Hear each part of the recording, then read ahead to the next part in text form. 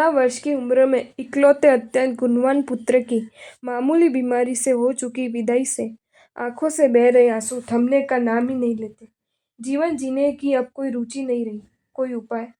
प्रीतेश, तुम्हारी व्यथा के विषय में कुछ भी लिखूं उसके पहले ये दृष्टांत तुम शांति से पढ़ लो। शायद तुम्हारे अश्रु सहज रूप से ही स्थगित हो जाए। 9 वर्ष की उम्र का उनका बेटा था। न जाने क्या हुआ, पुत्र सोया सो ही गया।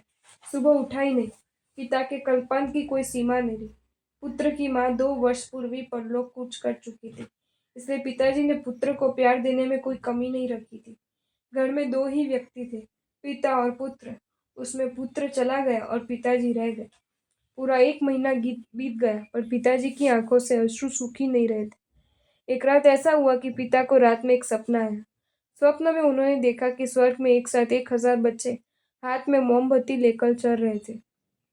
सबकी मोमबत्ती सतत प्रकाश फैला रही थी, लेकिन उन हजारों बच्चों में से खुद का जो बेटा था उसकी मोमबत्ती बार बार बुझ जाती थी। पिता को आश्चर्य हुआ कि मेरे ही बेटे की मोमबत्ती के साथ ऐसा क्यों हो रहा है। वे स्वप्न में ही अपने बेटे के पास आए और उससे पूछा, बेटा, सबकी मोमबत्ती सतत प्रकाश फैला रही है, तो तुम्हारी मोमबत्ती बार बार बुझ क्यों जाती है? पापा, आपके कारण, बेटे ने कहा। मेरे कारण? हाँ, पर कैसे? पापा, बात ऐसी है ना कि मैं यहाँ बहुत मजे में ही हूँ, लेकिन आप नीचे रोते रहते हैं ना। आपके आंसू की वे बूंदें सतत मेरी मोमबत्ती पर गिरती रहती है, और इस वजह से मेरी मोमबत्ती यहाँ बार बार बुझ जाती है।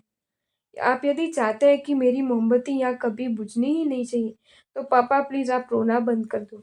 वहाँ आपका रोना बंद और यहाँ मेरी मोमबत्ती का बुझना बंद। और बेटे के मुख से ये बात सुनते ही पिताजी की आंखें खुल गई, नींद उड़ गई, और उस दिन से उनकी आंखों से अश्रु बहना भी बंद हो गया।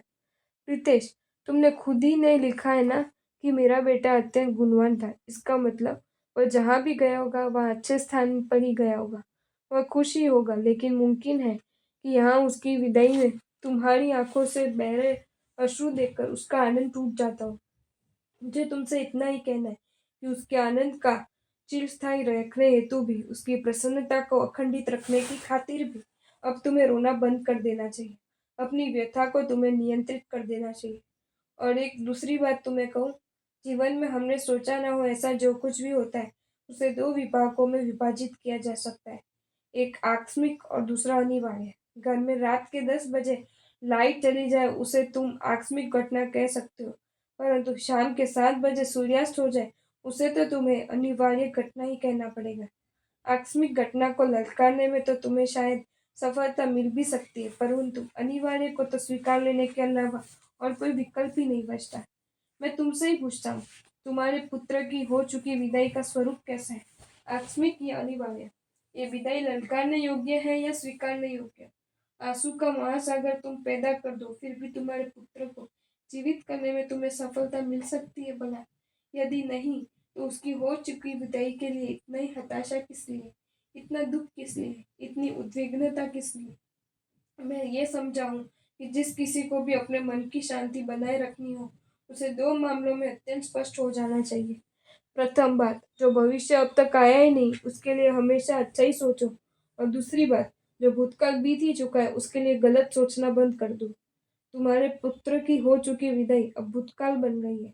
उसे सतत स्मृति पटल पर लाते रहकर तुम्हारे सशक्त वर्तमान को दूषित करते रहने की कोई आवश्यकता नहीं है। क्या कहूँ तुम्हें? हमारे शक्ति की रचना में आंख आगे पीछे नहीं है। ये वास्तविकता भी यही सूचित करती है कि आप यदि आगे ही बढ़ना चाहते हो तो आगे ही देखिए और आगे की ओर ही कदम बढ़ाइए। शायद कभी तुम्हें पीछे की ओर देखना ही हो तो सिर मुड़कर अवश्य देख लीजिए, पर बढ़िए तो आगे की ओर ही। ये तो संसार है। सोचा हुआ बहुत कुछ न हो और न सोचा हुआ बहुत कुछ होता रहे, यही तो संसार की पहचान है। यहाँ मई महीने में भी ठंड पड़ सकती है, तो दिसंबर में भी आग निगलती धूप बरस सकती है।